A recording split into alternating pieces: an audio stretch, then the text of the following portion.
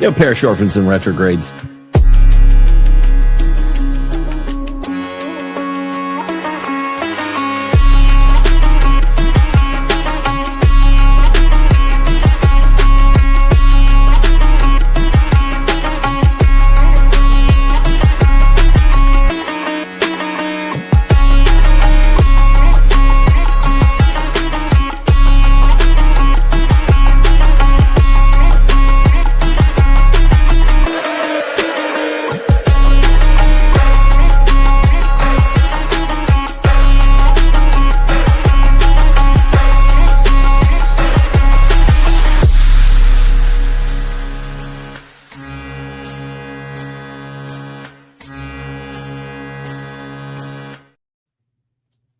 Yo, parish orphans and retrogrades. Today is July the 2nd. And the big news in the church is, of course, that Pope Leo XIV has responded to the excommunicable offenses by the SSPX. He's responded with two specific sets of requirements after yesterday's unilateral consecrations of the bishops at Icone in Switzerland. That took place on, for our time, Central Standard Time, Eastern Standard Time, early in the morning, 1 or 2 a.m., July the 1st. And it only took about 24 hours for Pope Leo XIV to respond. And he responded by affirming that there is a latae sententiae excommunication that attaches to the bishops who are consecrating and consecrated. 6 of them in total. And he extended the punishment a little bit to the priests and the faithful. And this seems to be blowing everybody's mind. I'm not quite sure what everyone is so confused about, but you can call in and ask me tonight. I'll straighten it out for you. We'll go through some of the misunderstandings that stem from true facts, which seem to confuse SSPX adjacent sympathizers because they're true. And I'm going to explain why this fact or that fact being true does not serve to undermine the Pope, at least in his plenary power to excommunicate or to promulgate a certain discipline. And then we'll go through where I think the SSPX faithful should reply to the Pope. Before they sign this declaration of faith or profession of faith that they're being required to get unexcommunicated, they have a right to ask a question, a kind of dubium styled question. And this is probably what I can contribute to the discourse. You have every right, legally speaking, to come back now, Society of St. Pius X, with a clarification request via dubium. So that's tonight's show, and we'll take some calls. It's going to be a quicker show. There's a lot of confusion. Basically, we're going to be parsing what was Rome's response to Icone. What are the confusing true facts that seem to be misleading a lot of the SSPX sympathizers, even though true? And then no one else is talking about what SSPX faithful priests and bishops can actually do as an effective rhetorical response. And for all the cope I'm seeing out there suggesting stuff to do that they really can't do, that it's not in their power to do, I have some great suggestions that could impact the church. So that's tonight's show. We're going to get to that in just a second. I want to put out a call for Real Estate for Life. This is the time, we're nearly at July the 4th, the summertime, when people are looking at other houses. If you want to get to another house, if you want to get to another state, hopefully if you're moving states, you're moving from a blue to a red state, then the people that can help you do so are the good folks, Catholics and pro-life folks at Real Estate for Life. I would urge you to look at www.realestateforlife.org. Get yourself over there, navigate to them, and you will be helped to get from your current home into a new one It makes a big difference in your way of life.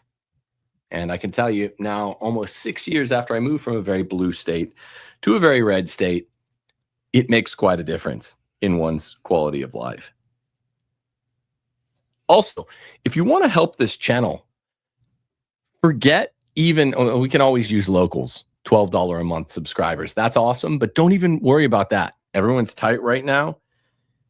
What you can really do is subscribe to the channel. Please subscribe to the channel. That's what you can do. Go to subscribe, click the notification bell, and subscribe. If you watch regularly, semi-regularly, we're on the move, we're on the grow. The price for telling the truth and not trying to be stylish, not trying to be a based kind of channel, just telling the truth, whether it's popular or unpopular, is that this can hurt your subscription count. We'd really appreciate if you could do that for us today, and like the video, leave a comment. You know, when you click the notification bell, that will help you to get all of our good stuff. That's what you should do today. Steffi, could you put the thing on the screen I just texted you to let me see. City? I don't know if it will work. Okay. But I didn't get anything. Oh, yeah, I would need to download that. No, we can't do that. Okay. Well, one thing that is left for the faithful parish orphans and retrogrades out there that really want to help the channel is we are trying to put out this Catholic Republic documentary. The documentary form of this book is going to be in the works. We're looking for 1 or 2 other investors in the project. We had amazing investors who became executive producers in the What a Woman Is project, whereby we translated the case for patriarchy into that excellent Candace Owens documentary, What a Woman Is. If you haven't seen that, go see it for $1.99 today on CandaceOwens.com. We're going to do a similar thing. We're working with some other big names to develop this thing, to have it distributed. We're looking for 1 or 2 other investors who will be executive producers on it. And hopefully we can make an official announcement for America's 250th birthday about the Catholic Republic itself. 250 years is not much of a long run. When Venezia and the Swiss cantons and Little Malta and even the English Republic had over 1,000-year runs. Why are we nearing the end of our life at 250 years? Because it's a crypto-Catholic republic, and unless we acknowledge that, we're going to die. If you haven't read Catholic Republic, it's a banger. First published by Milo Yiannopoulos, second published by Sophia Institute Press. This thing is going to be a documentary, and if you want to be an executive producer who made it happen, then reach out to me at timothyjgordon at timothyjgordon.com. All right, so here's the thing. Sure as God's justice, the defiant 6 bishops, 2 consecrators, 4 consecratees, of course, received their latae sententiae excommunications this morning within about 24 hours of their act defying Rome. Will you explain what that is? Like the latae, yeah.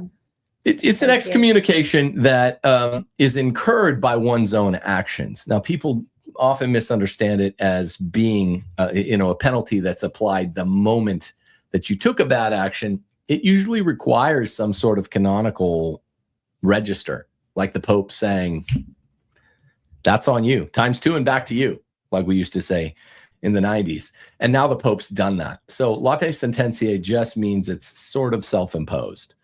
It's a little bit of a complex idea. It's not self-imposed in the sense that a Pope doesn't have to apply it to you.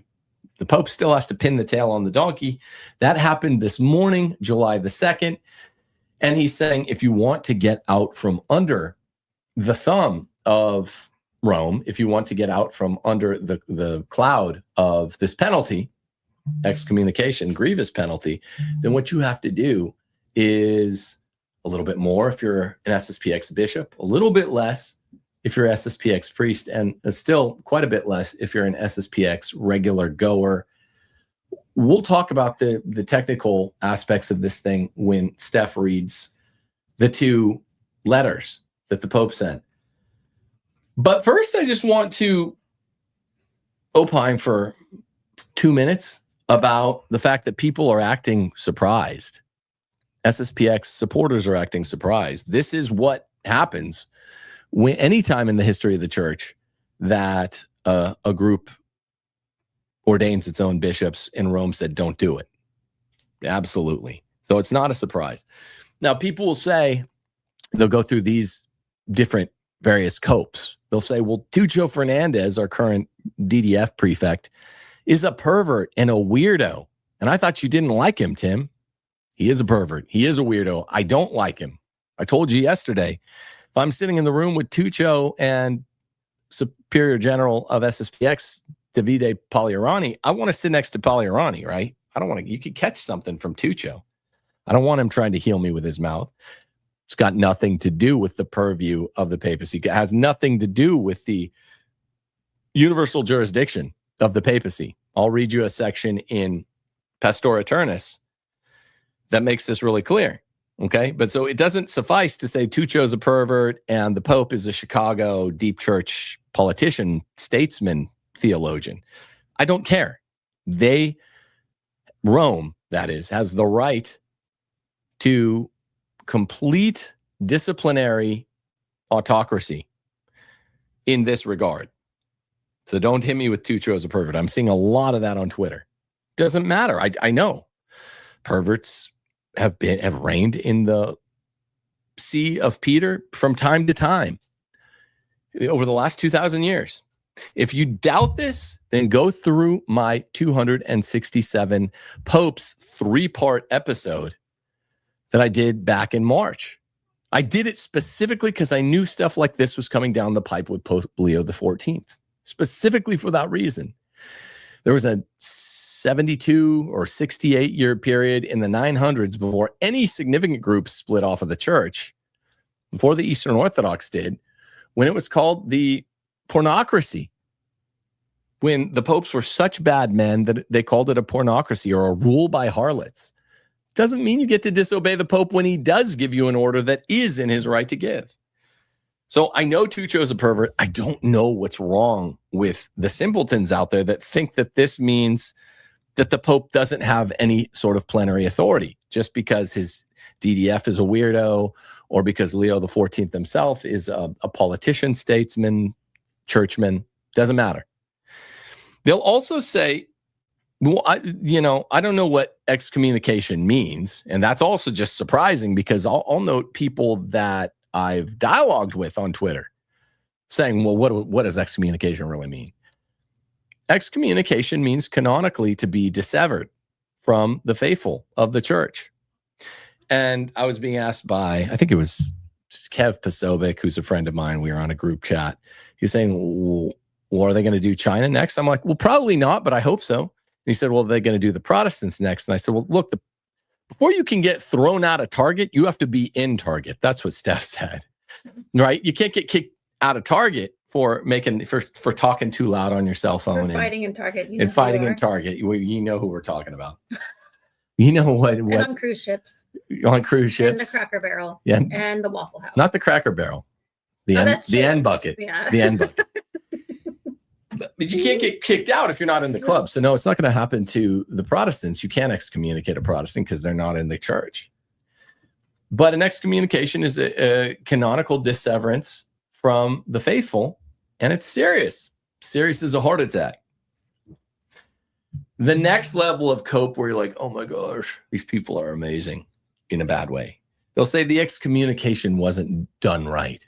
Some loser anon from their den that's probably just getting panicked because this is pretty grave, is now an expert on the minimum elements of excommunicating someone. Touch your nose, wiggle your ears. That's just absurd.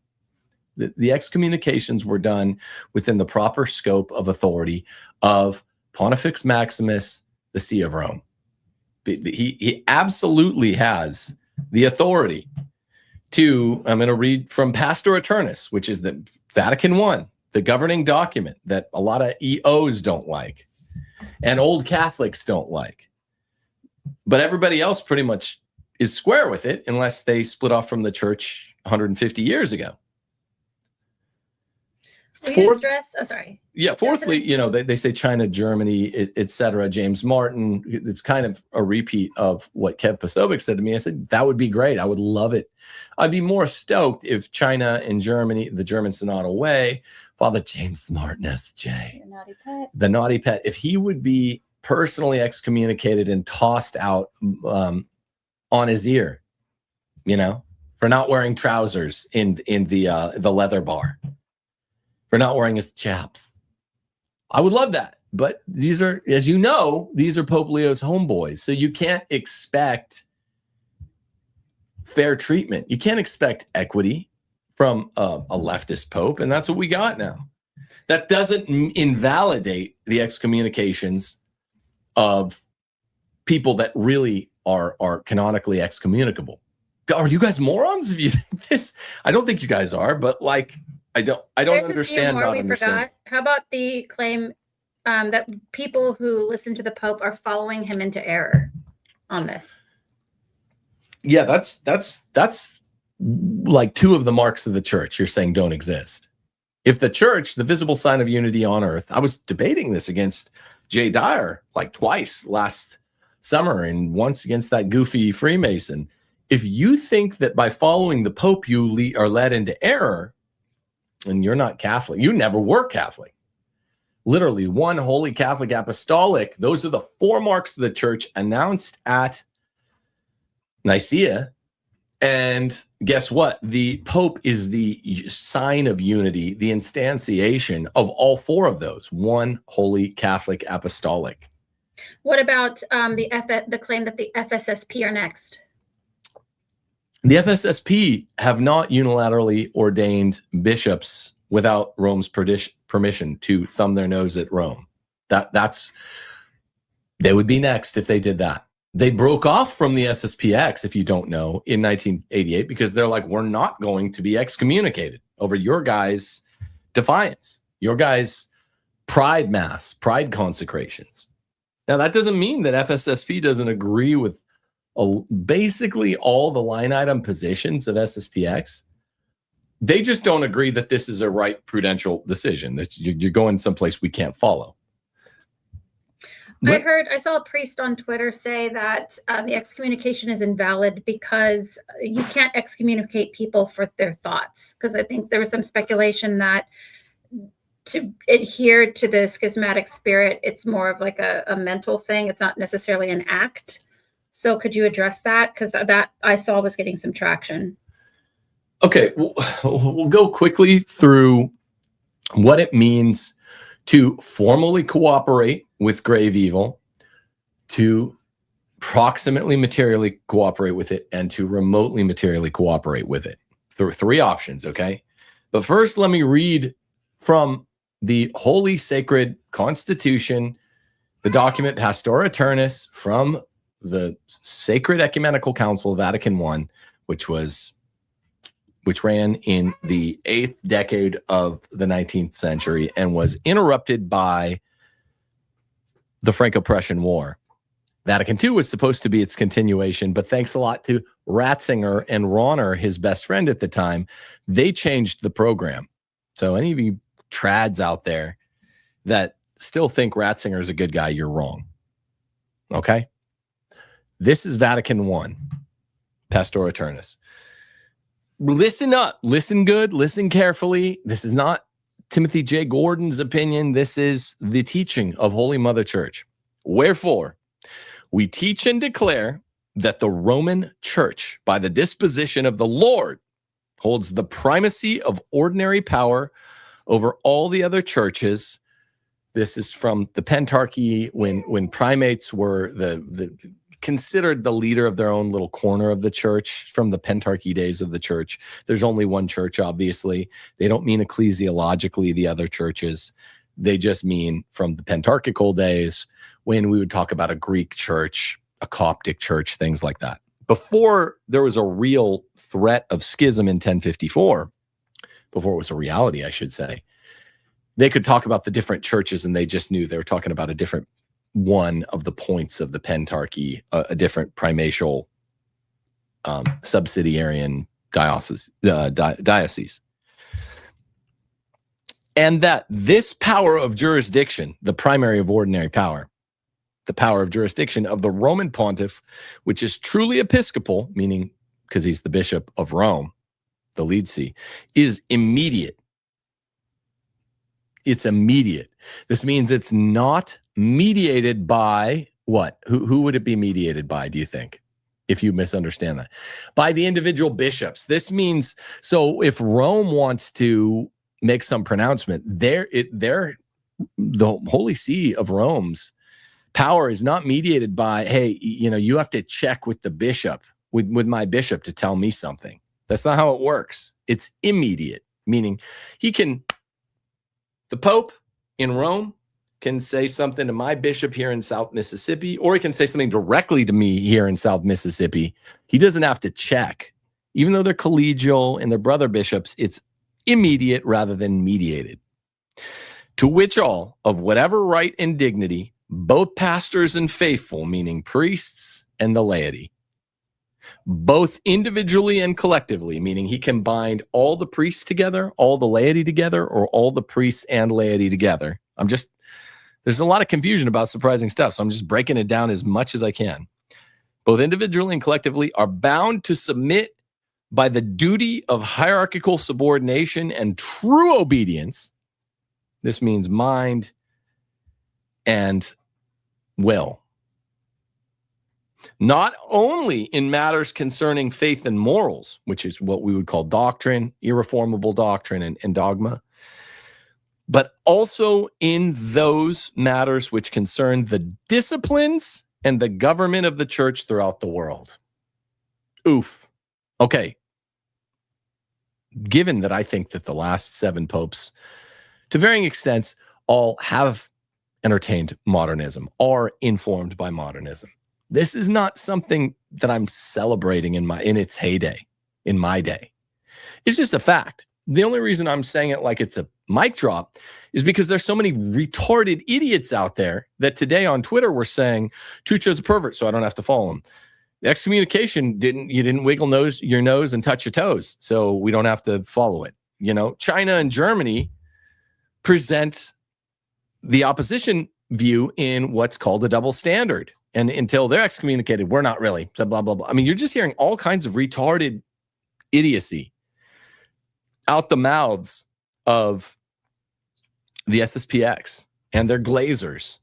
I don't understand all the SSPX glazers that don't go. I get SSPX being upset yesterday, today, worked up. I mean, it's kind of their head on the chopping block. It's just desserts within reason, but I get it. What I don't get are all of these cowardly glazers that just don't want to lose all their SSPX followers.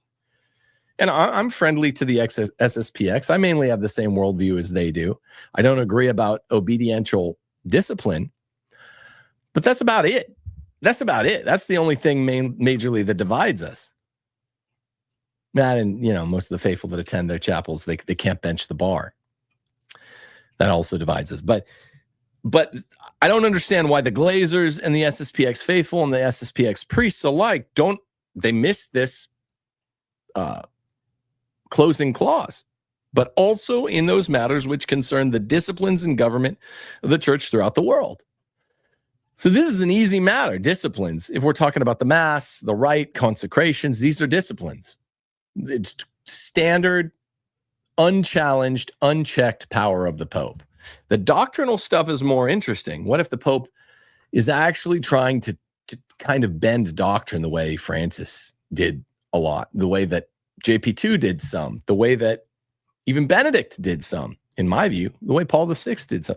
Well, that's a little more tricky because they can't make 2 and 2 5. They can't make you believe that a bachelor is anything but an unmarried man. So here's the thing. Here's the trick. When there's that priest out there, poorly informed guy, saying thoughts can't be sinful. Well, now that we have the ordinary universal magisterium making it crystal clear, Pope can do what he wants with disciplines.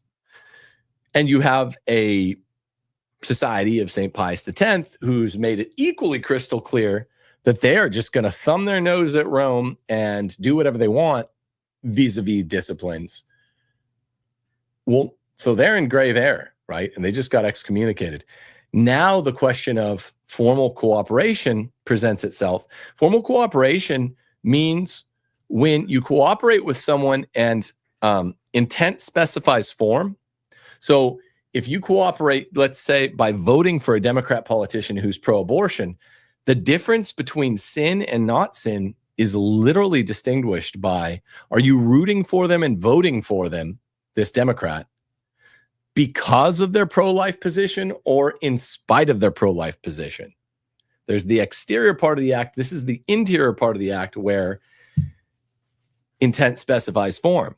So if you're like, I hate everything about this politician's, pro-life worldview, but the other guy he's running against also has this, this anti-life worldview, pro-abortion worldview, but his opponent has the same view, and I hate it in both of them, but I'm going to go ahead and vote for him because I see him as the less of two evils. Well, that's the difference between formal cooperation and material cooperation. Now, material cooperation, by a distinction of degree, runs either remotely or proximally. And it's far enough away, usually just an economic relation or a bare efficiency causation relation, then the church will go ahead and look at it as remote material cooperation. And so this priest is just wrong to say, we can't be punished for believing thus and such, for hoping thus and such about the SSPX. That's the whole thing that's been intended by Rome since 1988, when the Ecclesia Dei letter writer distinguished between formal adherence to a schismatic spirit among those faithful who attend society chapels to go to Mass without a formal adherence to a schismatic spirit, meaning I don't really care about their bluster, because they really do rattle their sabers and make it sound like they're a breakaway group. Then when they get called on the carpet, they back off a bit. But some people, if you just attend their chapels because you like the Latin Mass and it's right near your house, and you're not rooting for the schism, then you're good. But the people that are all the way on board with SSPX and their whole program, that constitutes formal adherence to a schismatic spirit. And those people, yes, it's an interior disposition that's being adjudged. Aquinas says the intent in this case, the intent, which is the form of the interior act, is specified by what are you really hoping for? And it's actually the form of the act. So that priest is just wrong. Steph, do you want to read those two things real quick? Then we'll take some.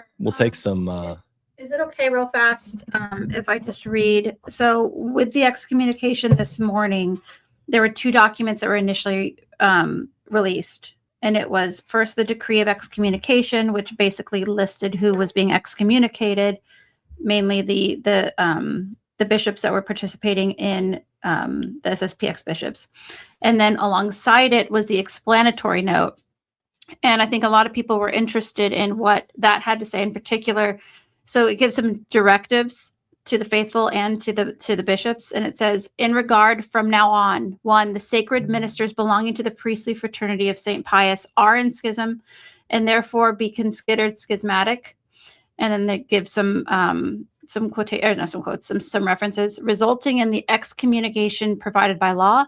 Number 2, as far as the lay faithful are concerned, those who formally adhere to the priestly fraternity of St. Pius are under the conditions established in the explanatory note by the Pontifical Council for Legislative Texts of 1996, still in force, which this dicastery makes its own, are to be considered schismatic and excommunicated.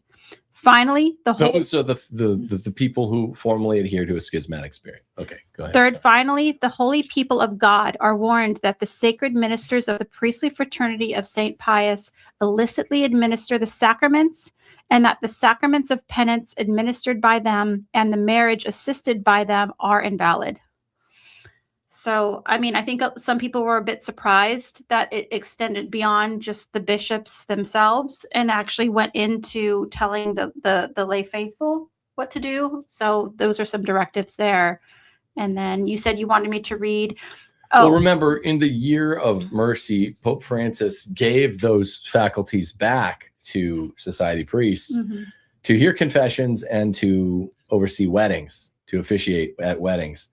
And then he never undid the indult.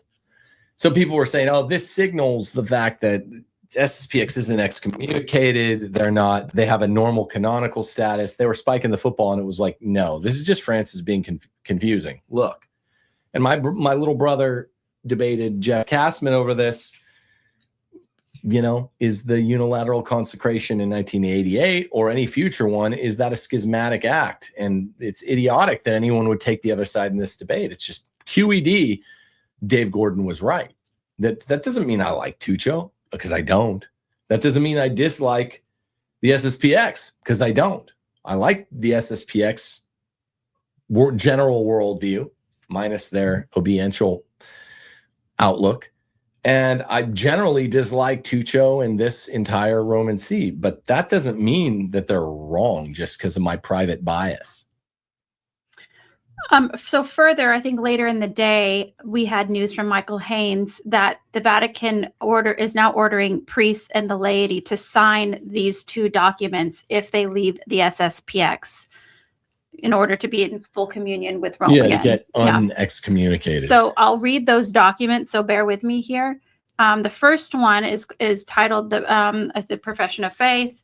So it says, I, and then you're supposed to put your name there. In good faith, believe and profess all and everything contained in the symbol of faith. Namely, I believe in one God, Father, the Almighty, maker of heaven and earth, and of all things visible and invisible, and in one Lord Jesus Christ, the only begotten Son of God, born of the Father before all ages, God from God, light from light, true God from true God, begotten, not made, of one substance with the Father, through whom all things were made.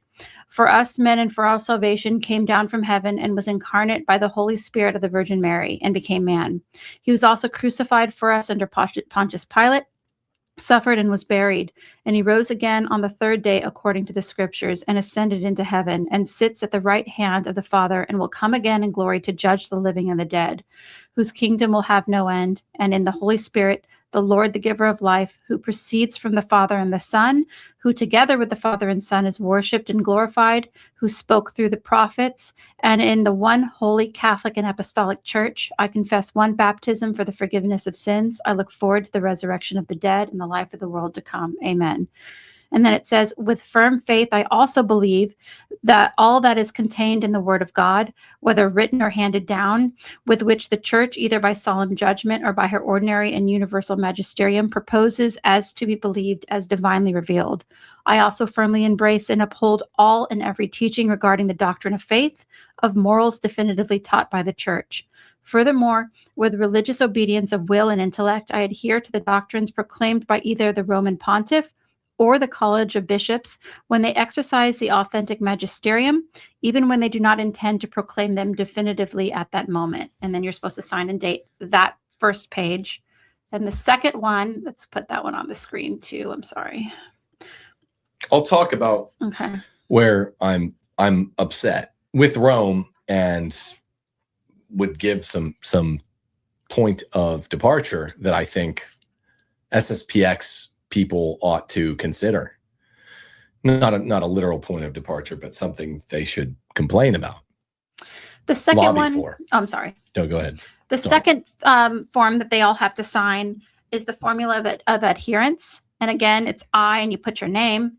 Pledge my fidelity to the Catholic Church. This is more important, I think. That was basically just the creed. That's just the creed, yeah. I mean, everybody should even be able to recite that. But I, and then your name, pledge my fidelity to the Catholic Church and to the Roman Pontiff, the supreme shepherd of the Church, vicar of Christ, successor of Blessed Peter and in his primacy, and head of the College of Bishops, refraining from any public declaration that would be contrary to his person or to his magisterium. And then there's references.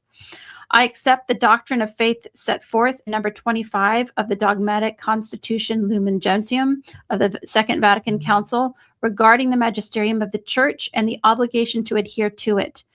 With regard to certain doctrines taught by the Second Vatican Council or regarding subsequent reforms, whether of the liturgy or of canon law, which some find difficult to reconcile with previous declarations of the magisterium, I undertake the obligation to follow a positive approach to interpreting doctrine under the guidance of the magisterium, so that no one may separate it from the rest of the Church's sacred doctrinal heritage.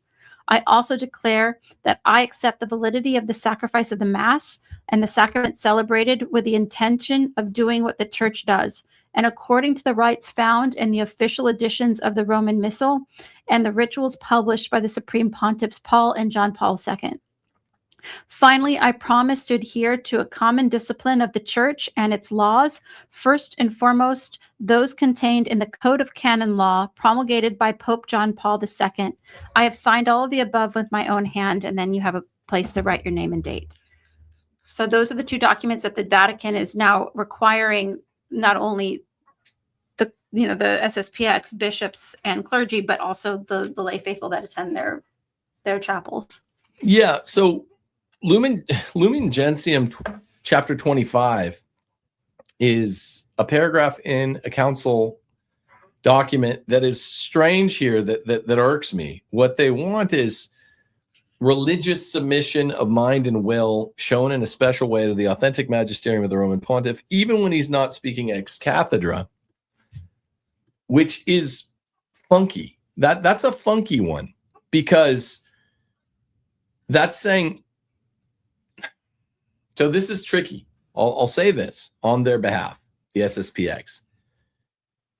The difference between Thomistic apprehension and Thomistic judgment means that you don't have the phantasms in your brain to try to add 2 and 2 and make 5. You can't you can't in your mind, because of Thomistic semi-realism, epistemic semi-realism, you can't, if someone tells you, say 2 and 2 is 5, or you're going to die, or I'm going to put this gun to your head and pull the trigger, you could say, okay, I'll repeat 2 and 2 is 5, but even if you're trying to, you can't give religious submission of mind and will to that proposition, because you don't have the phantasms for 2 apples and 2 apples totaling 5 in your head. You're literally just mouthing the words emptily. And same thing if the Pope were to teach that a bachelor is not an unmarried man, or that the Holy Spirit is 4 persons in one, consubstantially. You couldn't do that. So Lumen Gentium 25 is troubling theoretically. On its own, you're like, well, this puts me in a real jam if the Pope ever says something, and it doesn't even have to be ex cathedra, that's categorically wrong, that is wrong as an issue of an a priori analytic judgment that I couldn't even do if I try. Even if I was trying to be Mr. Bootlicker, I couldn't do this. So if the Pope ever said, utter 2 and 2 is 5, I would not be able to follow by Thomistic epistemology because of the way that phantasms work. I would simply not be able to give religious submission of mind and will to it. Now, this is not a problem for the Mass, okay? Because they're not saying that you have to say that the Novus Ordo Missae, the Missal of Paul of 1970, Paul the Sixth version of Sacrosanctum Concilium, New Mass. They don't say you have to love it, or it's beautiful, or that it's not tacky. You just have to acknowledge it's real. And if it's the only Mass you can get to, this does fly in the face of SSPX. If it's the only Mass you can get to on Sunday to satisfy Sunday obligation, you got to go to it. But they're not really like putting a gun to your head and saying your money or your life. Not epistemically. The problem here with only mentioning one paragraph in Lumen Gentium instead of the real issues that SSPX has rightly raised, not as errors of the other Vatican II documents, but as questionable areas. Religious liberty in, sorry, I've been looking at so many documents and talking about so many documents. Dignitatis Humanae, where religious liberty is talked about as if it's a desideratum or an ideal of the church, as if God wills it in his wise will rather than just his permissive will. God's permissive will, he allows bad stuff to happen. Religious liberty is a bad thing because it only occurs in secular republics where there are false religions coexistent with Roman Catholicism. So religious liberty cannot be an ideal or a good thing or a desideratum or something that God wills in his wise will, only his permissive will. And it is spoken of in Dignitatis Humanae as if it's a desideratum. There's no technical error there.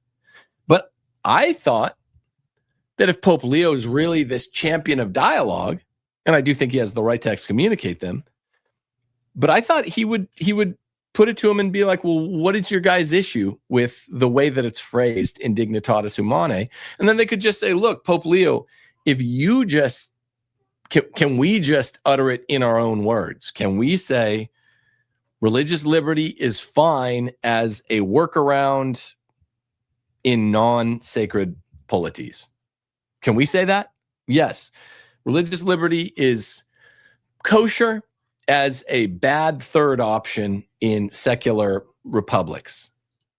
It's fine to accept because once there's no official church state, like the Holy Roman Empire, which died in the 19th century, then I guess the best you can have is a C-D+, which is known as religious liberty. So Christians can at least have the guarantee to coexist with Hindus, Muslims, Buddhists, Jews. Okay, so I thought they were going to, and if they would have played their cards better, SSPX, they could have addressed this. But they didn't. And now I would just say, well, Holy Father, before we sign some declaration, profession of faith, we need to know what we're, and you want us to guarantee we agree with Lumen Gentium 25. Well, does Lumen Gentium 25 require that we say religious liberty is a good thing, simpliciter? Or do we only have to say it's a good thing in secular republics? Because those are vastly different things.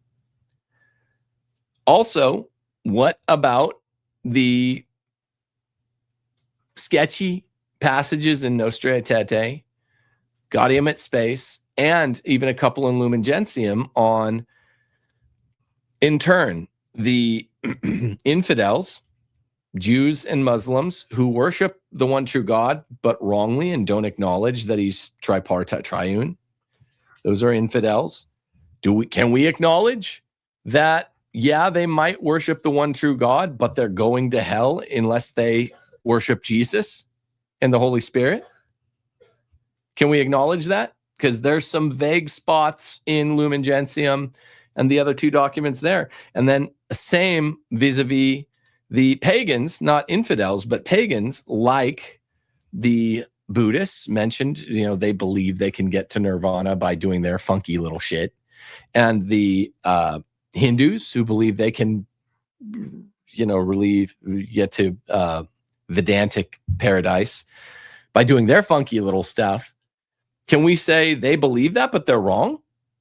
And maybe we're trying to bring them into the fold in a Vatican II-y way, but there needs to be room for SSPX people who are trying with good faith to get back into the fold to say, Holy Father, we can't sign something that isn't true. So if you're saying pagans like Buddhists and Hindus can get into heaven, no, we don't believe that. That's against the teaching of the church. Now you're tempting guys that aren't even, I've never even set foot in a Society of St. Pius X chapel to be like, well, I don't know if I could say that. Unless you're willing, Holy Father, I'm not trying to put him in the hot seat, but you're willing to just specify, no, there was no new teaching at Vatican II because the continuity of hermeneutic of continuity is true, we are not saying that Buddhists or Hindus can make it to heaven without Jesus. We were not saying that the infidels, Jews and Muslims, can make it to heaven without Jesus. That would be a new teaching, and that would not constitute a possibility for a reasonable hermeneutic of continuity to exist. Okay, so I'm worried that the only passage that's mentioned in this profession is Lumen Gentium 25, which seems like a way of laundering in, well, even where the Pope isn't meaning to be wrong, even when even when the Pope is not making an ex cathedra claim, and the Pope is not claiming that he's 100% certain he's right, you guys have to get hip with what he's saying that I guess could be wrong. Now, I've defended the Vatican II documents because I'm like, the church at some point will say that religious liberty is not an ideal. Infidels like Jews and Muslims don't go to heaven. Pagans like Buddhists and Hindus don't go to heaven. But they should have mentioned those paragraphs in those 3 or 4 Vatican II documents. The only one they mention is Lumen Gentium 25, which seems like a way of laundering in a guarantee that people have to follow the Pope, where he continues to have the spirit of Vatican II interpretation of those passages I mentioned. That's a problem. And that's what we need to be talking about. Not the self-aggrandizement of Econ, not the grandiloquency of, the sermons being given at Econ yesterday. I don't go for all of that. I don't play that way. I'm a straight idea man, and the one thing that the SSPX is saying that's really true, and we could also take the other Vatican II document, which is doubtless just pastoral, Sacrosanctum Concilium, and say, the Paul VI Missal violates Sacrosanctum Concilium in several obvious ways. But that's the mass. I'm actually less worried about that than doctrine. Just real fast, interestingly, the reconciliation process for the clerics is a bit more involved than for the laity. The laity, from what I understand, just merely need to sign this document of profession of faith and declaration of adherence. The priests have to do that as well, but they also have to, it says, Michael Haynes reported this, it said reconciliation process is most complicated for the clerics, and it involves, number 1, finding an ordinary, 2, writing to the Pope, 3, showing certificate of ordination, 4, signing the profession and declaration, and 5, having the ordinary vouch to the Holy See that he is willing to take the priest under his jurisdiction ad experimentum. So, bit more of a process. Tough because I mean, a lot of bishops are going to be like, no, I won't. They're not even like. The letter from the See doesn't even say, we will advise all bishops that they have to take, I guess, penitent SSPX clerics who want to go. I mean, the bishops are just going to tell them no. So that doesn't seem particularly fair. The excommunication itself is fair. They shouldn't have, FAFO. But I really don't like, on not just on the behalf of SSPX, I don't like on the behalf of any of the faithful who are sitting here wondering, when are you ever going to get to a clarification, Holy Father, of the close calls, the touch and go spots in those Vatican II documents where it does get a bit close to modernism. I don't think it is, but we just need one Pope to do that. If Pope Leo XIV was really a charity-filled Holy Father, a pastoral Holy Father committed to dialogue, why not just say this? Why not say, it's, Vatican II, no aggiornamento, no novelty, no new openness to pagans and infidels. Well, I mean, we might want to embrace them harder. We might want to use more honey than vinegar, but we cannot change the soteriological brute fact that Jews, if they die out of communion, they're out of luck. And also Nostra Aetate, I don't appreciate a Nostra Aetate. It was written by a gay Jew who left the faith. And I mean, how do you not call, that comes really close to contradicting the gospel, John's gospel, because they are deicidists. The ones who were there were deicidists. John's gospel refers to this like 71 times in reference to the Jews. Muslims, if they die without converting, they will go to hell. Buddhists, Hindus. I mean, you don't have to say it that way. You can say it in a flitty, fruity, boomer Vatican II way. But you should make that clarification and then say, okay, now we're not going to take the documents from Vatican II and throw them into the fire. But I'm the Holy Father, and I just said that that's what that means, and so that's what that means. If he really cared about these guys, he should have done that. And if these guys, meaning the SSPX guys, really cared about their own souls, that's what they should have been really laser focused on. Not so much the TLM versus the Novus Ordo. A lot of people are asking if they themselves are excommunicated. I don't know what you think about this, but Eric Salmons just did a little graphic, and it says, have you ever attended an SSPX mass? And if the answer is no, then there's no need to see a priest or make a confession in this regard. But if the answer is yes, then the next question is, do you attend regularly? And then if the answer is still yes, then it says, do you exclusively attend SSPX masses?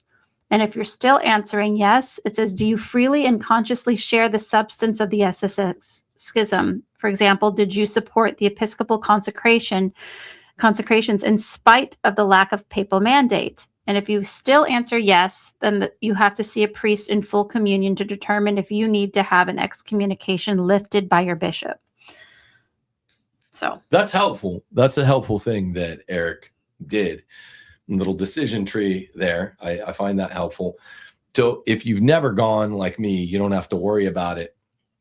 And this is kind of all, I think, beside the point. I think this whole thing got a bit sidetracked, largely because of SSPX and also partly because of the Pope and him benefiting from sidetracking the real program. I mean, what they're trying to do, Rome, is they're trying to cover for the spirit of Vatican II so it never gets sorted out.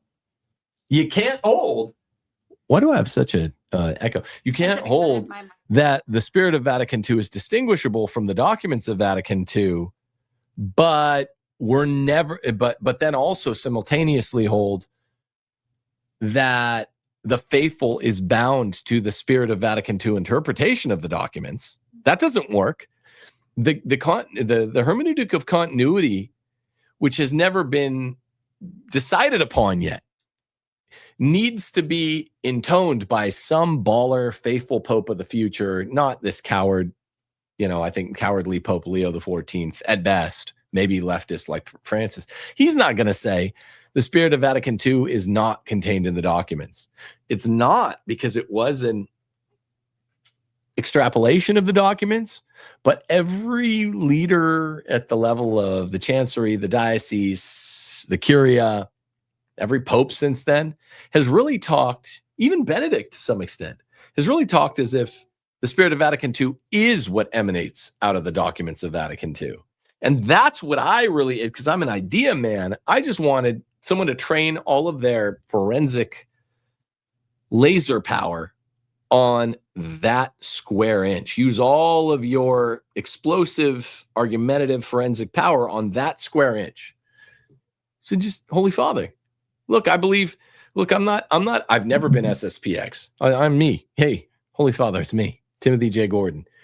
Never been to one of their chapels. I've debated against them in some cases, but here's where I'm with them. You, because it's fallen to you, Holy Father, are the 7th post-conciliar pope, and the first 6 failed to do what it was their duty in order to not be stumbling blocks to do, which is to say, this spirit of Vatican II thing that insinuates religious liberty, some sort of ideal, that infidels can go to heaven without Jesus, that pagans can go to heaven without Jesus. And there are a few other little issues. That isn't in the document, but it's kind of squinted at by the documents. And everyone else since then, the other 6 popes before Leo, all of his predecessors, have really talked as if that is in the documents. So what is it? Do you want us to say, no, the hermeneutic of continuity is real, Spirit of Vatican II is evil, it doesn't say this stuff, Jews, Muslims, Buddhists, Hindus are still going to hell? I know he wouldn't put it that way, but that's what this boils down to. That's what this boils down to. And it's not only SSPX that's caught here. If they'd have played their hands right, it would be the Pope too, and Tuccio, and all of those libs in the Curia who run the church now. You could really pinch them. They'd be stuck between the Scylla and Charybdis on this. If you're like, I just want to know, are you guys hermeneutic of continuity men? Or are you hermeneutic of rupture men? Because you can't come down like the hammer on the anvil on SSPX men for saying, we believe in a hermeneutic of rupture. If you're agreeing, but from across the aisle, if you're saying, yeah, it's a rupture and it was a good thing, you can't get mad that the SSPX says, yes, it was a rupture and it was a bad thing. Or Sedevacantis saying, yes, it was a rupture and it was a church-ending thing. You see what I'm saying? Mhm. The only people that ought to be true Catholics are the hermeneutic of continuity people that are like, yeah, there was no aggiornamento at Vatican II. It was a council like any other. Jews, Muslims, Buddhists, Hindus, all other polytheists, they all go to hell without Jesus. Nothing new. We use some faggy language, but it didn't mean anything new. That's the only way you have continuity. You can't have continuity between A and A prime. Then I've been making this argument, debating against Orthodox, Sedevacantists, SSPX, Protestants.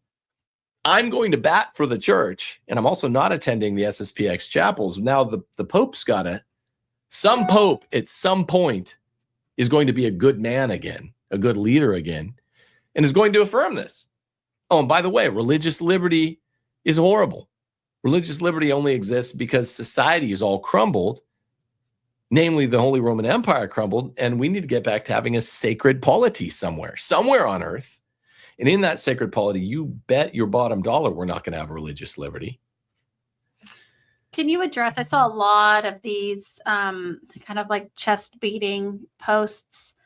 John Andre says, "Here I am. I'm a formal adherent of the SSPX. I don't plan ever to follow your conditions to enter your heretical church, so you'll be waiting for a cold day in hell." We're saying that to the Pope? I guess so. Yeah. Yeah. Laugh while you can. That's all there is to it. Because this is the hand we've been dealt, right? You play the ball as it lies, whatever other metaphors you need. We have to be in union with Rome, even when there's bad popes, and there have been bad popes since, remember, really, 48 of the first 49 popes were legitimate were saints. And then after that, after Pope 49, there were a bunch of really bad men starting around Pope 50. And then there were periods of pornocracies and rule by harlots, secula obscura. But it was starting really with the 50th Pope that we would get little runs of really bad men. And you still have to be in union with the Pope, with the Pontifex Maximus. Man, it's just, you get to be in union. You can't control when you live. This boils down to dates. Is that guy's name John? This boils down to dates. If you happen to be, it's like a lotto ball bouncing around. You're going to go to heaven or hell based on that, whether or not you happen to be born under Pope number 49 or Pope number 50. One was a really good man. The 50th was not a good man. You're willing to, you'll do all the personal piety. You'll do all of the personal holiness. You'll rid your soul of all other mortal sins. But then on this obedience issue, you just can't get it in your mind that universal jurisdiction, the primacy of Peter, means that we have to obey anything that's not an order to do an actual sin. Well, that's really sad. That's really, really sad. I've been seeing that a lot. It's random. Like people who are like proclaiming that they're proud to be excommunicated. I don't understand that mentality. I don't know how you get there, except for like a hardness of heart and just like a formal adherence to schism. Yeah, formal adherence. It makes to sense that schismatic those spirit. are the guys that are in SSPX, I guess. Like they're just coming out with it. Like week by week, they imbibed poison. And I know it's weird. It's not that hard to wrap your mind around. People, come on, ADD boy, stick with us. It's not that hard. The SSPX has basically all the right ideas in abstracto, according to me. Well, we're the same on some pope at some point will be a good pope again after Pius XII. We haven't had one.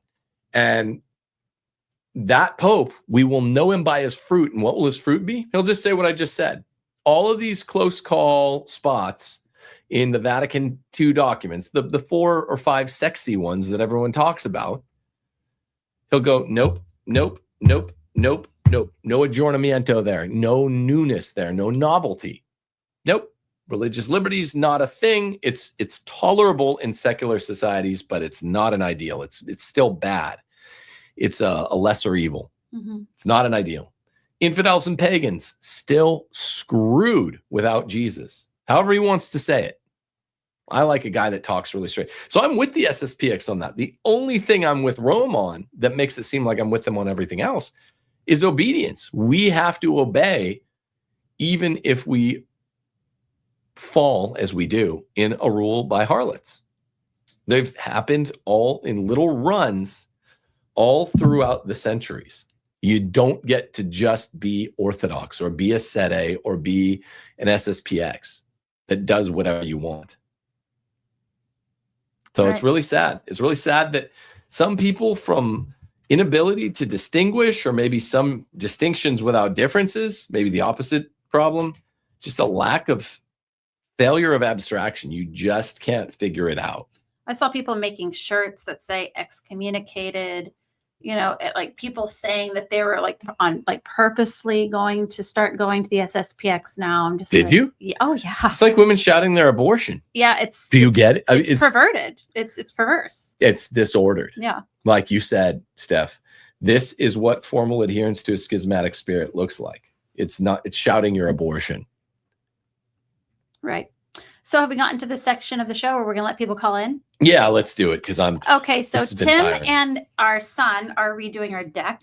Yeah. And so he wants to keep this segment short. So what we're going to do is, if you're backstage, feel free to make a comment, but we're going to let you talk, and then we're going to mute you and let Tim respond. So you get one shot to get in what you want to say, so we can kind of get through some of this and the super chats. So feel free to line up right now. You'll be backstage if you want to join the show. The link is in chat and on the screen right now. So please keep your remarks brief, and then Tim will respond to you. Mrs. Q, I know that you've been in line for some time. Do you want to connect your device so that I can add you in? Okay.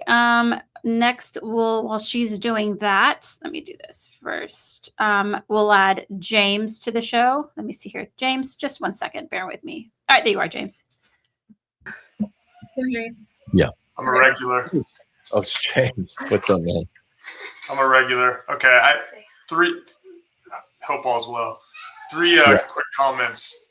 One, I wonder if the SSPX are going to get invited to the routine schismatic gatherings that the Vatican has with the Eastern Orthodox, the Anglicans, if they're still going to let them use the churches, etc. So wonder if they'll get treated the same as that.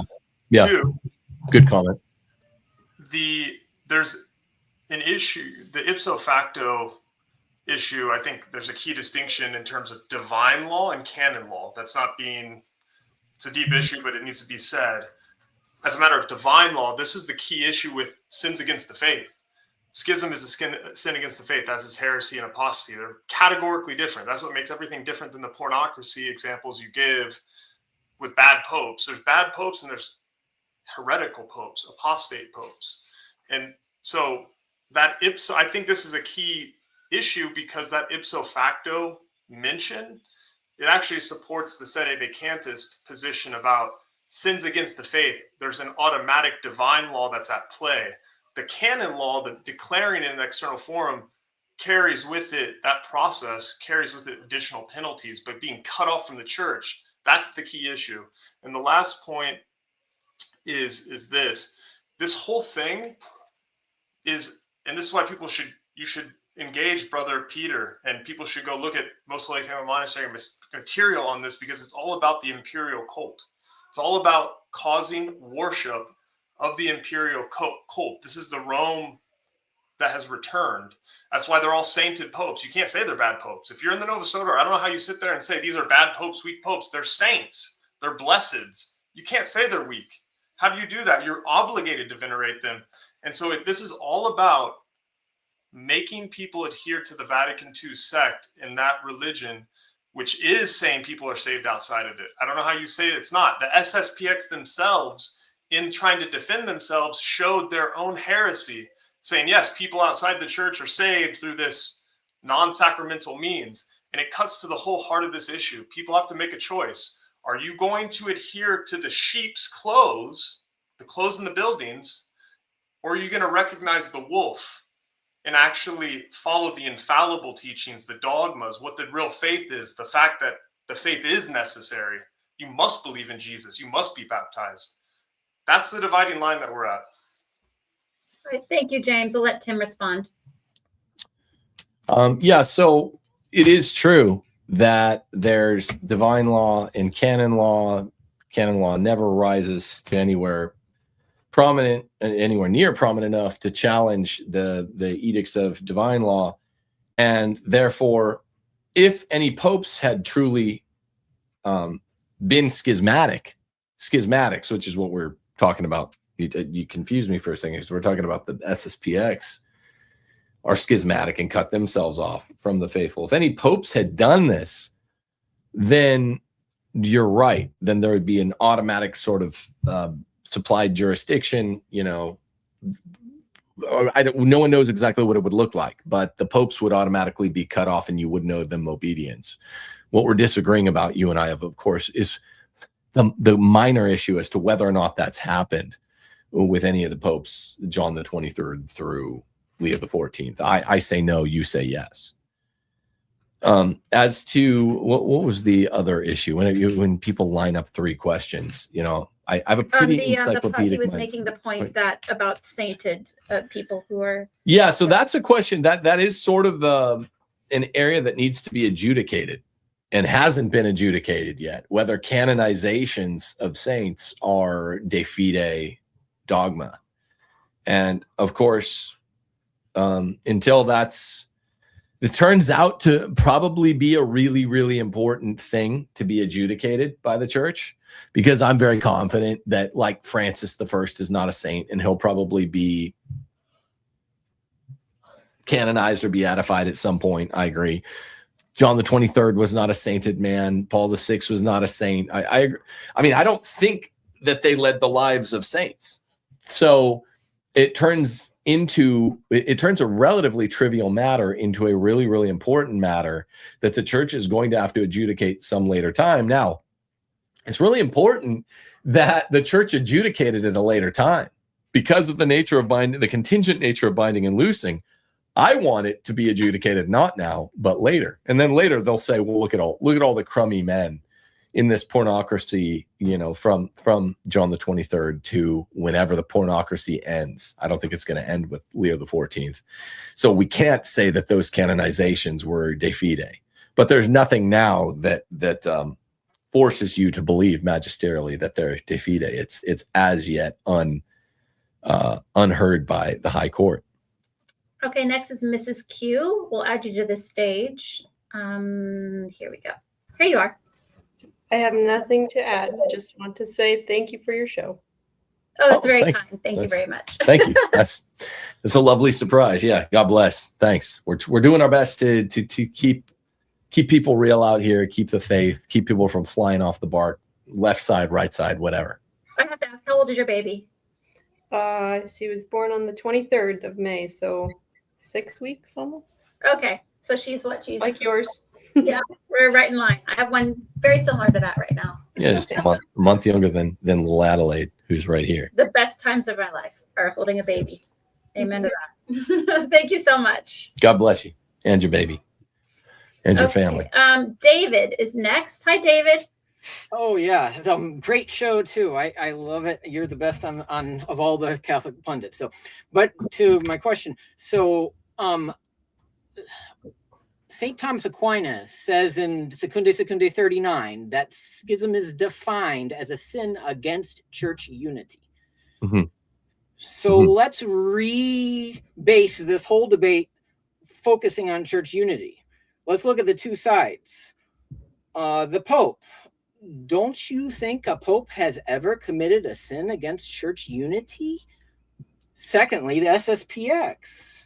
Do you really think there's a single SSPX priest out there who actually thinks he's consciously harming the church's unity in any way, and not rather actually effecting unity with the great cloud of saints who went before us, unity with the tradition of Rome, the mother church, and unity with God?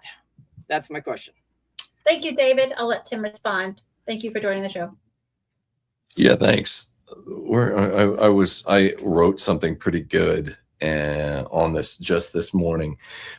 That's not the best technical definition that even Aquinas gives. He gives a few. That's an equivocal definition, a sort of handy one-liner. It is, as a matter of fact, as a matter of sort of definition by example, a sin against unity. This doesn't mean, this is not a very technical quiddity for what schism is. Schism is a little bit more involved than an undifferentiated act of disunity. Sometimes we have to discriminate. Sometimes we have to, I mean, Jesus was not creating the sin of schism when he told the apostles, kick the dust from your sandals and go to the next town, even though the church is going to be smaller by the willingness to stick by truth rather than to aggrandize the ranks by acts of lenience or what leniency. So that's not a very good definition. It's good enough for Thomas in the Secundae, but there are better examples that he gives, and I'd be lying if I said I had another one now. But I've looked at personally 4 different definitions of schism by Thomas himself. Go to the one on New Advent. That's the best one, and there are elements for it. It's not just a sin against unity. It's a sin against unity that has certain elements to be met. The object of the important Thomistic action theory, because you made mention of whether or not the SSPX priest had ever set out to be schismatics. What needs to be said is that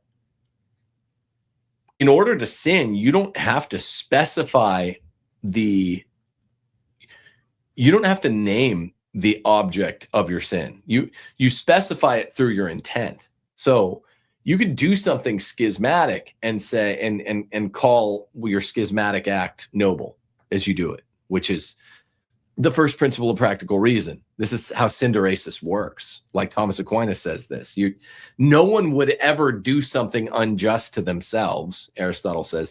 Similarly, St. Thomas Aquinas says, well, if the first rule of practical reason, first principle of practical reason is always do the good and avoid evil, then even Satanists are following synderesis. See, that's the lawyer in you, because like there's always a defense, right, for everything. Yeah, anybody who's sitting in the defendant's chair always has a reason why they did what they did. Of course. And that's really what's treated of by St. Thomas in all of the many places he treats of the first principle of practical reason. So it's the object of the act that is specified by intent, which is distinguishable from one acknowledging through language that the object of their act is sinful or something. Like, people are never going to do that. You know, folks who gossip, they're just going to say, well, you know, this person did it to me, you know, which you're hearing from SSPX. Well, it's a double standard, and that they're doing something that is self-evidently schismatic, right? They're cutting themselves off from the church, and they're saying, we're better than everyone else. And, you know, you shouldn't go to church on Sunday unless you can get to an SSPX chapel. That is, by its very essence, by its quiddity, by its knowable properties, that is schismatic. To tell people not to go to mass at ordinary masses, that which is one of the 5 precepts, that is by its self-evident nature schismatic. And, you know, so the equivocal definition doesn't suffice here, because, you know, if you tell a gay relative, I can't go to your gay wedding, then you're not committing the act of schism, even though in some sense you're committing an act against family unity, which all your boomer relatives will be mad at you for, but you're not sinning against unity. And that's why you need the other elements to tell whether or not you sinned against unity or you just took an act against it. Watch it. Fight videos over there, I see. There's a bunch of mihos on my other computer fighting off of a roof, so just randomly.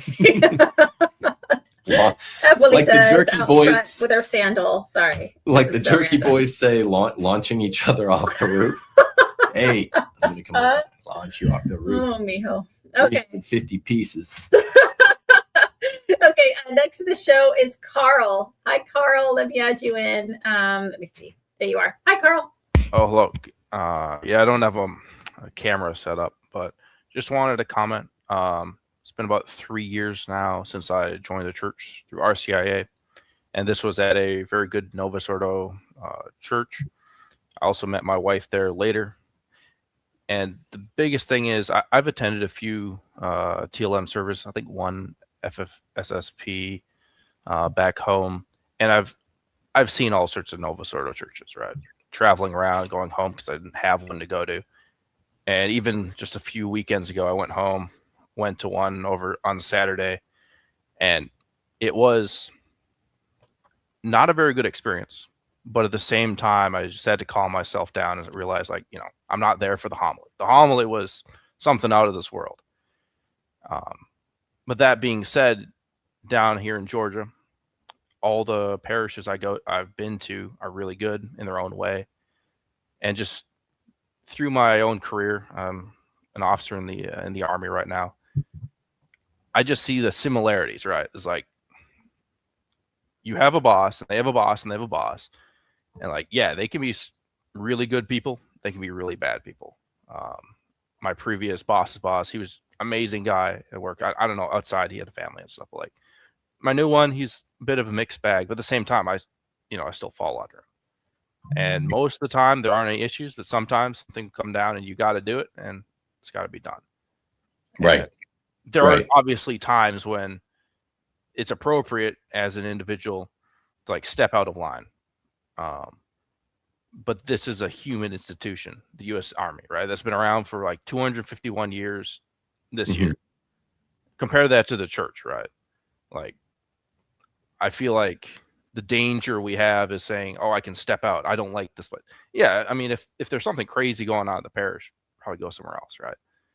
But saying I need to go to somewhere super far away as my daily, or not my daily, but like as my home parish, like that has some issues. But I don't have too much. I didn't think I'd be nervous talking on here, but I'll just let you go.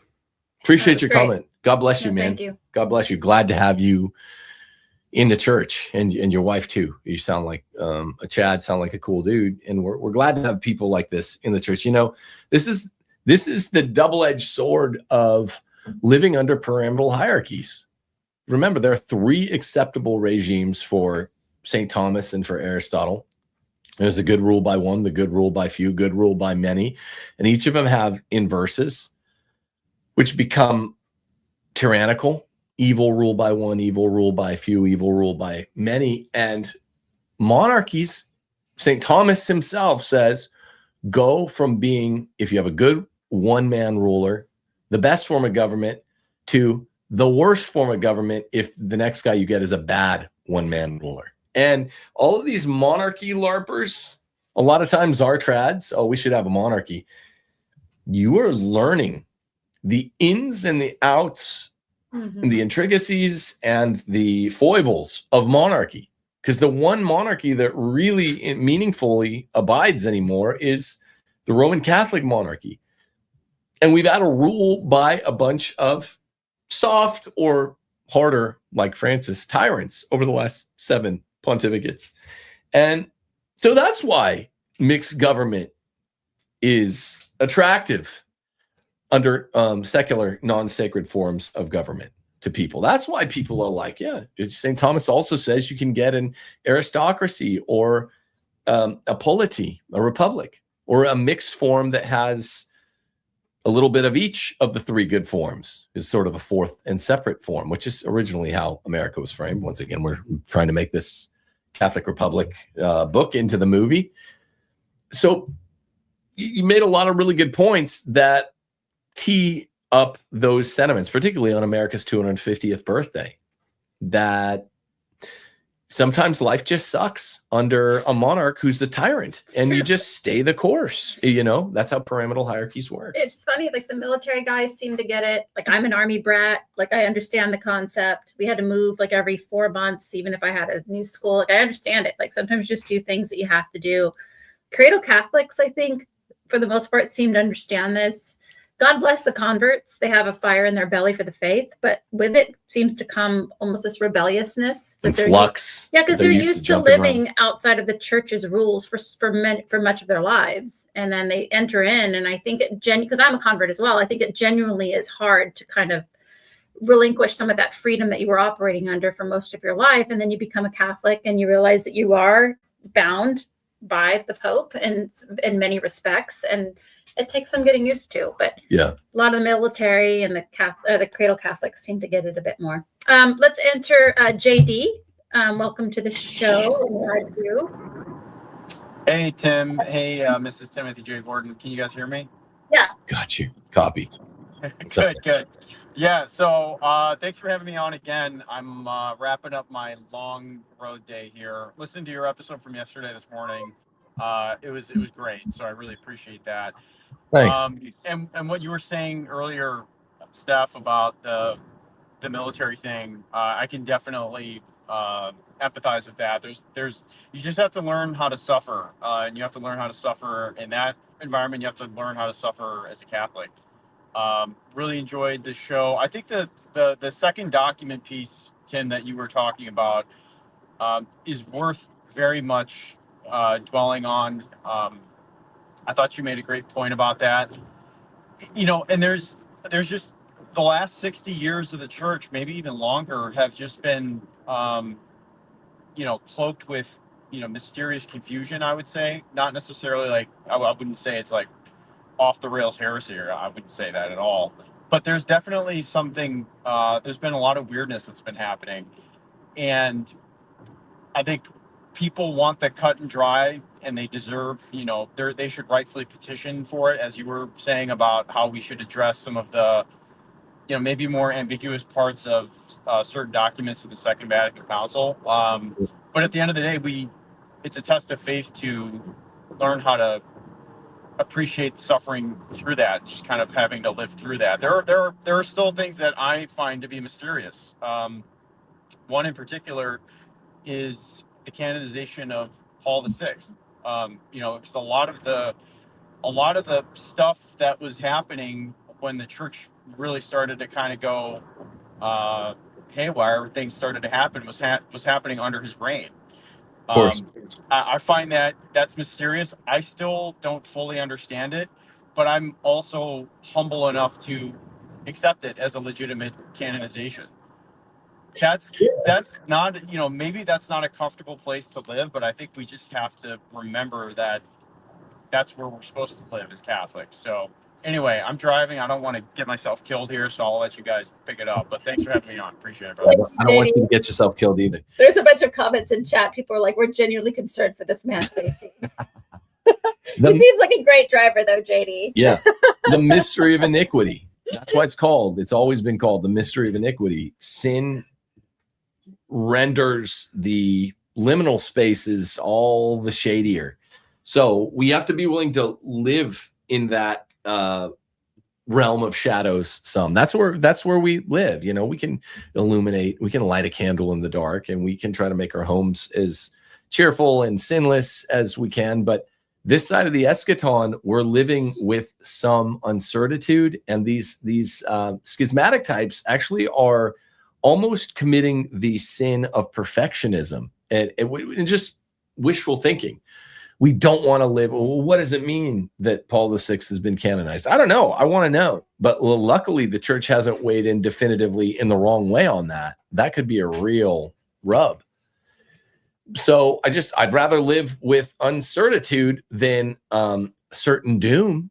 You know, I mean, the same as any kind of like health patient. Like, hey, it's better to live with uncertitude than certain doom. Next to the show is Carson. I'm going to add you in right now. Hi, Carson. Holy shnikes. I thought I had some time, bro. All right. What's up, y'all? What's up, dude? How are you? Dude, hey, I wanted to say, bro, I'm a recent revert, dude. I came out of non-denominational, I don't even know if you call it Christianity, but I mean, I guess, I don't know, hard to say that. But anyways, dude, just wanted to say appreciate y'all's content. This is something that's definitely something I love learning about, bro. I actually just started posting about this stuff and kind of growing a little bit of a following on Instagram and TikTok. And I had some people asking me like, what's your position on this? And I'm like, well, as of now, what else am I supposed to say? Am I supposed to say, oh yes, no, Pope Leo, I don't agree with you. I'm not going to follow your right. guidance and your authority. No, thanks. Like, okay, then I'm not Catholic. You know what I mean? Sure. So it's a better perspective than a lot of these guys have. You know, it doesn't mean he's your favorite person, or it doesn't mean he's the holiest guy ever. It just means, yeah, you're new. We try to all have a new convert's zeal, and we're going to try to be obedient where we can. Unless he absolutely makes it where we can't, then we're going to be obedient. Totally, bro. And you know what? Hey, dude, I'll tell you what, man.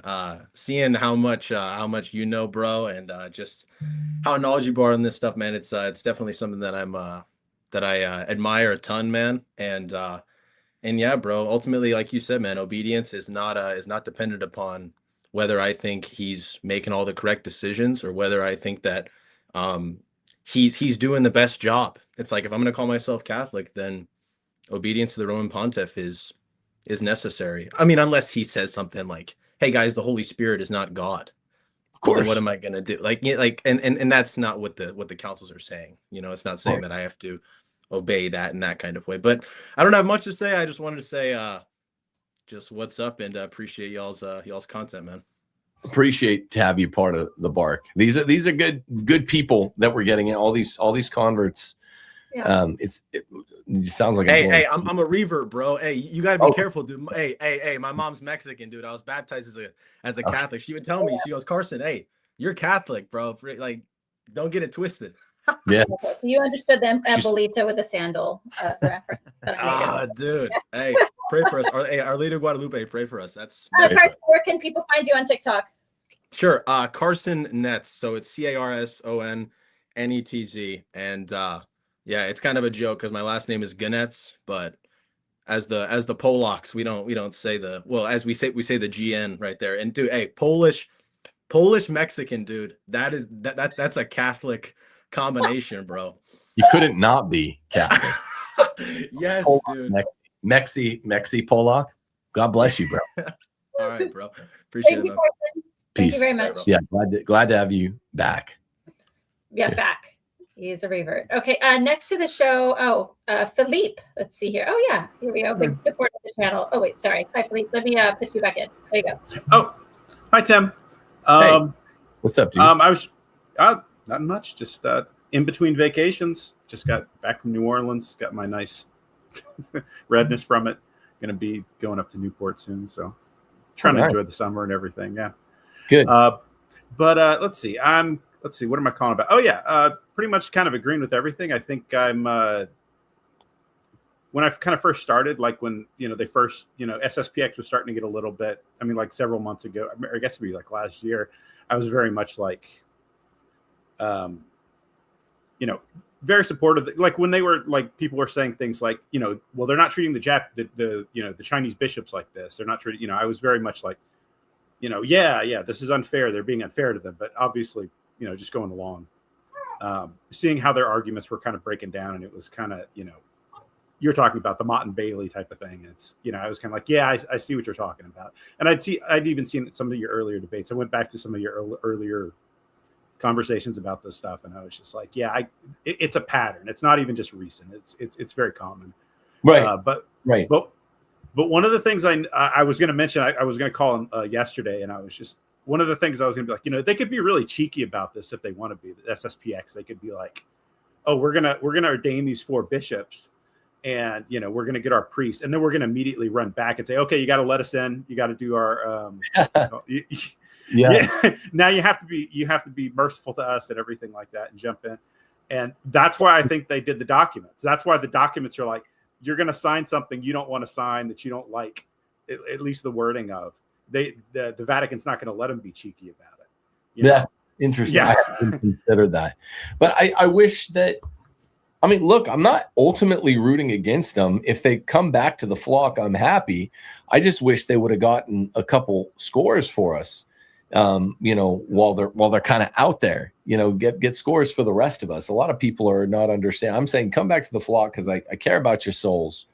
But since you went through this whole grotesque charade, like, I don't know, get the Vatican to address all those weak spots in the documents. And they didn't even do that, even when Tuccio offered. So if they come back, then I guess what they'll have gotten is 4 bishops, but I do, for their trouble. But I do agree with you. They're not going to probably want to do that, because they have to sign something that doesn't address anything in Vatican II aside from Lumen Gentium 25.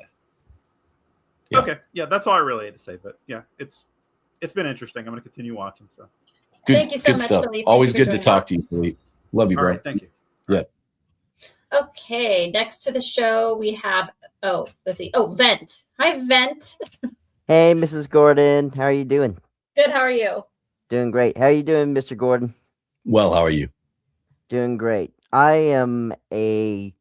I've been in the Catholic Church for about 3 years, and my faith has only steadily grown. Just recently, I found out that the Eucharist is fully being presented in my parish. And I had to say I agree with you. I think that we need to stand firm in our faith. We need to be unified as one apostolic Catholic Church. And right now we have the enemy at our gates, and they're just basically blasting us with lasers. So I'm saying that we need to stop fighting with each other, and all Christianity needs to be like kintsugi. If you know the concept of kintsugi, it's the art of repairing with gold. So I've seen that with tea pots and teacups. Oh, I Yeah. like. Yeah, I there's like a crack. They fill it in with like a more precious metal, so it preserves the flaw, but it makes it like more like an integral part of the design. Yeah, more valuable Yeah. for having Yeah. had the flaw. I like that. I like that metaphor a lot, man. And that's a good note. And that's kind of what I was saying to Philippe, the last caller. I wish that not only for their souls, the SSPX who are out today can be back in the fold tomorrow, but also this like, look what we got. We kind of stole the football. We got this while we were in there. We also got the Vatican to do something the Vatican has avoided for 6 pontificates, clarifying that the spirit of Vatican II is not in the Vatican II documents. That would have been a major score. They would have been the heroes that all their hagiographers have been describing over the last, since 1988. If they'd have done that, and they hadn't, it would be one of those moments like in Lord of the Rings when Peregrine screws up and the Palantir, right? But they end up getting the plan of the evil Lord. Yeah. That's that what'd you call it? Metsuki or sounded kintsugi. okay. Sorry. Gold. I like I'm it. actually a painter myself, and I created this. Well, I've been working with this concept called the Kintsugi Christ, which is the body of Christ fully formed back together. Because I had this dream once where it was like Jesus Christ was in pieces, and like I picked up a piece and I put it back on him. And I think that's what we need to do. We It's need cool. to start. I like it. I like it a lot. I like it. And hey, this is the idea, super concomitant with the idea of God writing straight with crooked lines. Like Yeah. through the amelioration and the correction of the flaws of man, God makes the picture straighter than it ever was before, more beautiful than it ever was before. That's great. Thanks. Super. I mean, what a cool audience, listenership, viewership I have. That's what I have one more question. Yeah. This is just to everybody. When we are going through our daily lives, we should be asking ourselves, where is Jesus Christ in our lives? That's it. Thanks for having me on. You got it. Thanks a million. God bless you. All right. Glad you're on the bark. Glad all these people are on the right side. I'm just going to show people what I think he's talking about. I actually really love this because I have china that I've had since we were married. And if it breaks, they just like put it back together and then they fill it in, the cracks in with gold. So it's kind of like a preserved flaw, so to speak, but really beautiful. That's really neat. Yeah, girl, I'm girling out a little bit on that. I love that the whole concept. Okay, so let's get to some super chats. Thank you, Maria, for becoming a new YouTube member. So thank you so much for that. Thanks, John says, can you explain to a new Catholic the Church's stance on other religions and if we view them as worshiping the same God? Well, it depends whether they're polytheists or monotheists. So polytheists, no, when they're worshiping multiple gods, they are self-consciously worshiping demons, because, you know, the idea of multiple gods is contradictory to worshiping one God. But the two other bona fide monotheisms, Judaism and Islam, are both Abrahamic faiths that acknowledge, you know, we talk about the sense reference dichotomy. They're acknowledging in a wrong way the oneness of God. And you can't be acknowledging the one God. You can do it wrongly by not understanding he's triune, not understanding that he's incarnate in his second person, that he's a spirit of love in his third person. But you can't get it all wrong. So when we talk about infidels, we're talking about Jews, we're talking about Muslims, we're talking about monotheists, Jews or Muslims, who worship the one God under false auspices, under false species, with incomplete knowledge of the second and the third person, and even incomplete knowledge insufficient to constitute the worship of the God the Father. So what we've always acknowledged is there's no path to the Father except through Jesus, and implicitly the Holy Spirit. So to get to heaven, you have to profess Christian worship. Now, there's this other sort of liminal space for, you know, blood martyrs, you know, who have a baptism by blood, and martyrs who have a baptism by desire, that James, the Sedevacantist, was heavily implying the idea of baptism by blood or by desire only came in after 1958, which is wrong. There's baptism by blood and baptism by desire, meaning if you're about to get baptized but you haven't been yet, God can get you through the pearly gates. Or if you die in a martyred way for Christianity or Christendom, then you can get through the pearly gates, even if you hadn't had a Christian baptism. And Thomas Aquinas talks about these. So that's, you know, the 13th century. So that tends to be something that gets inaccurately laundered into problems with Vatican II that's far older.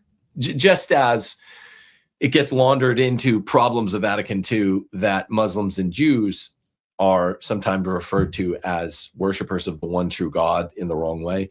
Bellarmine says this. St. Pius X, you know, the patron saint of SSPX, he has in his personal catechism mentions of Jews and Muslims worshiping the one true God, but incorrectly. So there are all of these kind of low info launderings, onboardings of problems with Vatican II that are just old teachings of the church, a millennium old in some cases. Thank you for that. Moving on to Logan, he says religious liberty is a free Masonic idea. Yes, as an ideal, as an ideal of sort of the new Republic of France. It's an Illuminist ideal. That's true. If you put it in its proper context and you say in a secular republic filled with a bunch of different people that should not be citizens of the same republic, meaning different races, different creeds, across a vast expanse of land, like say, I don't know, the continent-sized America, there's no way you're going to get 1/3 billion people that are all the same, which is what a republic's supposed to be, which is why Aquinas teaches that, Aristotle teaches that. All the Republican theorists between Aristotle and Aquinas teach that. And yet a lot of you guys like America, great big empire America, so you have to have plurality. I'm a true Republican theorist. I believe in what I call political geography, the political geography of subsidiarity, meaning basically city-states or small Delaware-sized nation-states. But I'm out here on an island believing that. I'm the one guy whose views don't necessitate religious liberty. If you believe, and I don't even mean you like a leftist, I mean you like my friend Michael Knowles, who likes America being big and kind of like an empire, my friend Nick Fuentes, who likes America being big geographically like an empire. They're not proud of it, especially not Fuentes, but they're creating the conditions for the possibility of pluralism. You don't get 1/3 billion sea to shining sea denizens of a republic and have them all be like these trad cats. That's just not how it works. There's not 1/3 billion people that are cool enough to be in my republic, according to my druthers. So once you make it big, you can no longer operate on a purism of creed or even secular creed. And therefore, the next best thing you can get in such a secular republic, if it's big, which I don't want, I want a small republic, a city-state. If it's big, the best you can do, the workaround principle, is something like religious liberty, so that you're not forced to worship Islam or Judaism. Mm-hmm. But no, it's not actually the Catholic ideal. And yes, it does come from the ideas of the Enlightenment, from Hume, from Machiavelli, from France, after Illuminist France, after Napoleon, that republics should be big because they know what always goes with a big geographical republic: diversity, religious liberty, pluralism, our diversity is our strength, that kind of stuff that actually makes a country's morality weak and its religious unity weak. So yeah, I'm totally a non-religious liberty guy, but we can acknowledge it as a next best thing in secular republics. Okay, Gina sent in a super chat for $10, not related to this, but when is usury a sin? I have read it's any interest whatsoever that is charged for loaning money. What amount of interest is too much? Thanks. Yeah, this is the $1 million question that the church needs to clarify. And I'm not going to try to do it here. I'm actually tired tonight from doing two of these in a row. It's one of those points, kind of like I was saying about, the de fide or not status of canonizations. We need to know, what does the church say? Are canonizations like ex cathedra? Are they infallible? We also need to know what accounts for it could be something completely reasonable, by the way. The church's two equivocal definitions of usury. They used to say it's any interest. Now they say it's too much interest.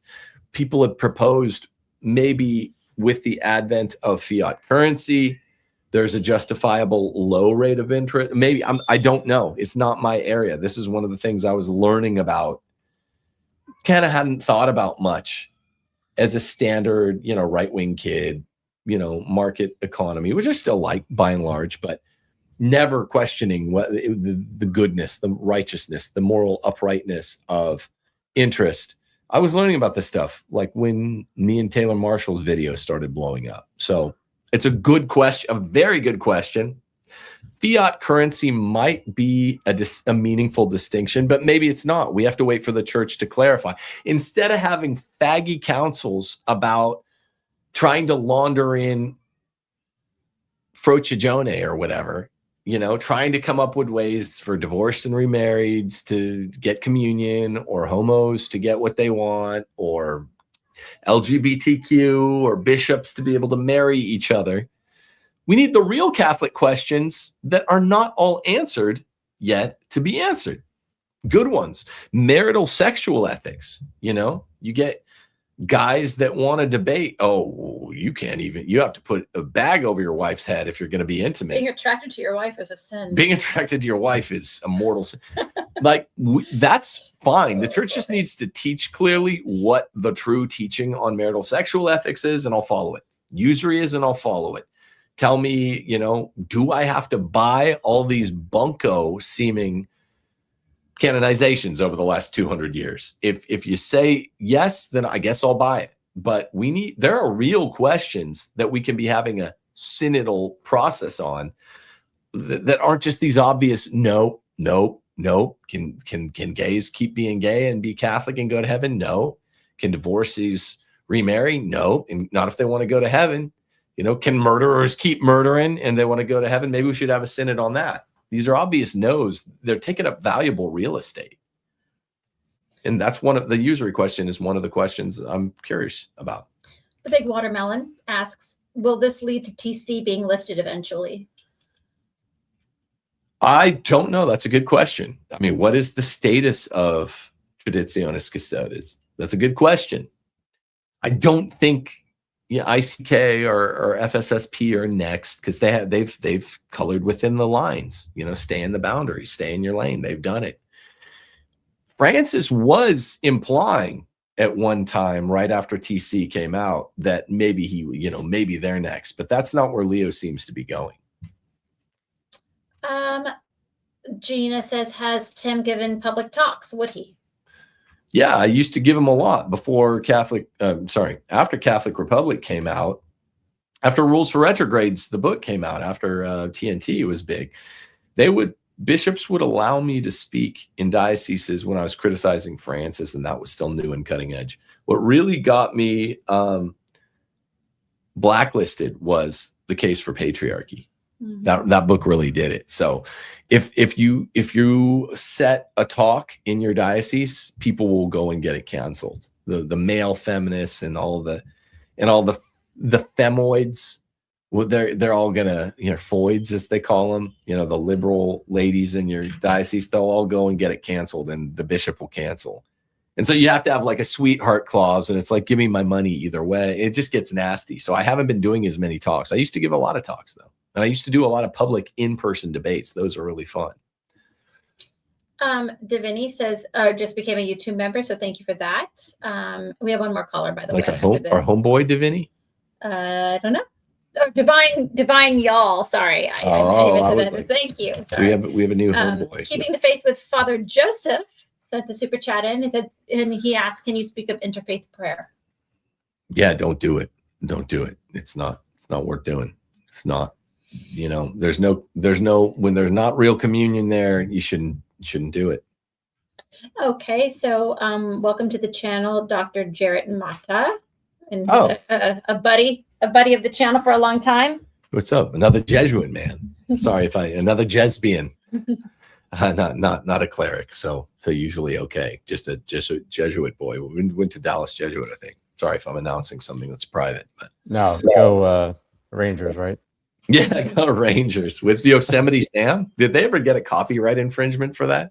To my knowledge, no. Yeah, but it was still Yosemite Sam when you were there, right? It still is, yeah. It still is. Okay. Yeah. Still at that gay, like, modern art museum. Weirdos walking around my school in 9th and 10th grade while I'm trying to, like, take a nap after study hall. Like, what the hell was that? All these weird old ladies at 2 p.m. on a Tuesday. This is Dallas Jesuit? Yeah, Dallas Jesuit, where we both met. Well, I didn't know Jared when we went there, but we know we came into contact otherwise. That was just so weird. These old boomer ladies walking around looking at, like, pictures of a green cube. And I'm like, I'm trying to sleep. I would sleep in the halls, Right. Yeah, Anyway, that's we don't- about my experience too over there. yeah, Over there. So with all the latent homo stuff. Anyway, I got out after 2 years, man. But how are you, and what's your question? yeah, good. Just kind of wanted to reflect, I guess, on everything briefly that's going on, and it ties in, I guess, this month of July, because having authority and basically falling in line of what we need to do goes back to the month of July being the most precious blood of our Lord. And obviously in the garden he reflected on, if it is if we can have this cup pass, but if not, it's your will be done.